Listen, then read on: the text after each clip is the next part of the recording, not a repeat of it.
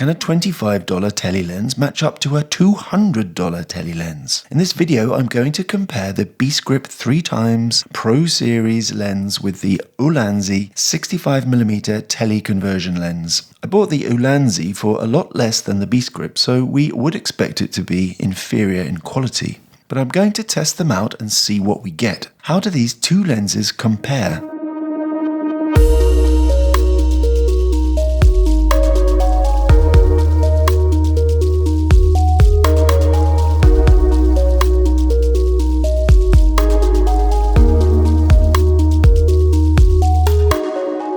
Might you want to use a telephoto lens? Filmmakers use long lenses to get a shallow depth of field in their videos. But when shooting video using your smartphone, if you don't have one with a telephoto lens, a shallow depth of field can be difficult to achieve. To achieve a blurry background and for bokeh to appear, you usually have to put a smartphone camera very close to the subject. There's two problems with this. One is that if the subject is a person, they can become very aware of the camera being so close to them. Or maybe you just can't get that close for whatever reason. The second problem is that the subject can crop out of frame when you're so close. But for many years now, lens makers have provided conversion telephoto lenses. A conversion lens is a lens which sits over the top of your smartphone lens. And these can help us achieve something similar to cinematographers using long lenses. I've already made a video comparing these conversion lenses to those used by professional cinematographers, so if you want a good general overview, go check that out. There are some downsides to conversion lenses. Lower grade glass tends to add distortion and chromatic aberrations. So what that means is, at the edges of the image, you will see the light diffracted into a spectrum of color.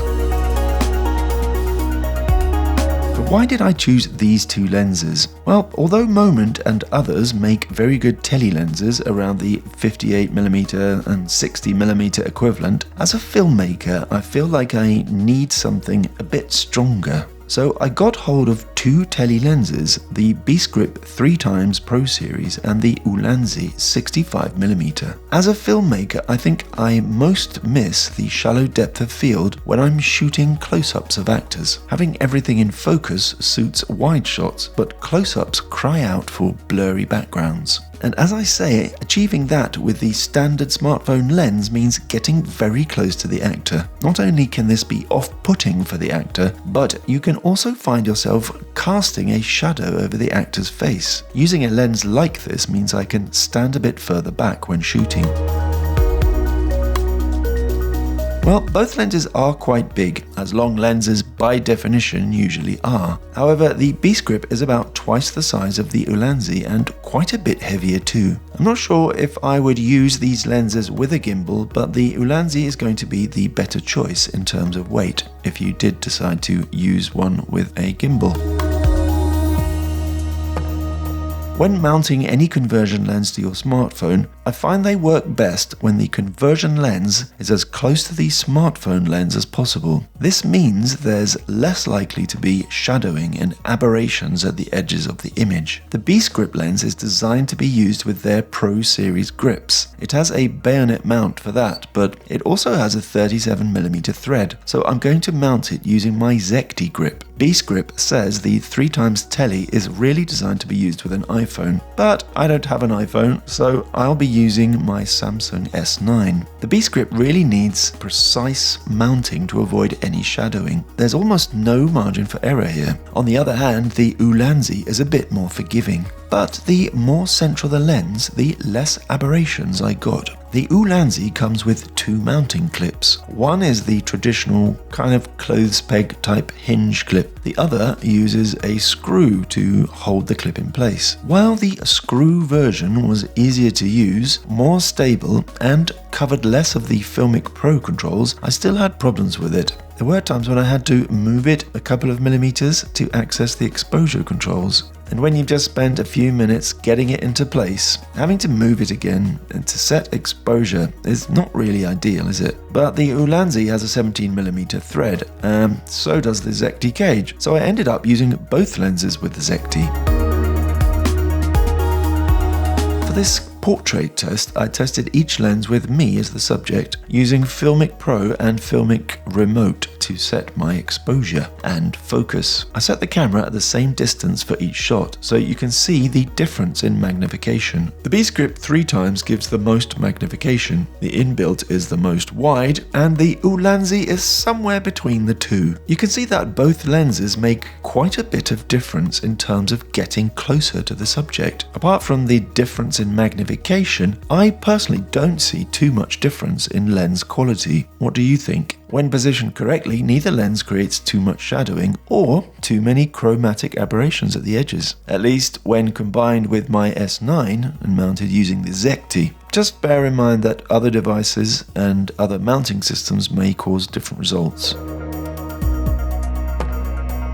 Now, both these lenses give you some shallow depth of field, and this is great for filming people if you want a closer shot and some blurry background. And really, in terms of quality, there seems to be not really much difference between the lenses. The Beastgrip adds some extra magnification at the expense of being a heavier lens, and of course, much more expensive. And this may not be a 100% quality match compared to using the Ulanzi or the Beastgrip depth of field adapter combined with a proper lens. In fact, at about $270, the Beastgrip depth of field adapter is not such a huge amount more than the 3x tele, but it is much bigger, and of course you'll need a lens too, if you don't already have one. The big difference is between the Ulanzi 65mm and the Ulanzi depth of field adapter, which is around $130. If you consider that the smartphones which now carry inbuilt tele lenses are generally over $1,000 and even more than that, and mid-range phones could be quite a bit less than that, so a $25 lens could be the answer if you just wanted to add a little bit of blurry background.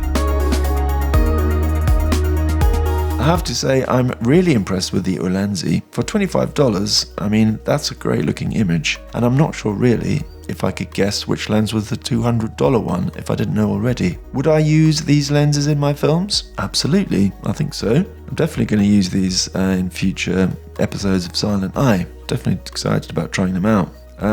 So I think these are going in my kit bag. The Ulanzi for medium close-ups and the Beastgrip for close-ups. Let us know in the comments what you think of these two lenses. Can you see a difference between the expensive one and the cheap one? Let us know. Okay, that's it for this video. If you enjoyed it, please like and subscribe, and think about hitting that notification bell, and I'll see you in the next video.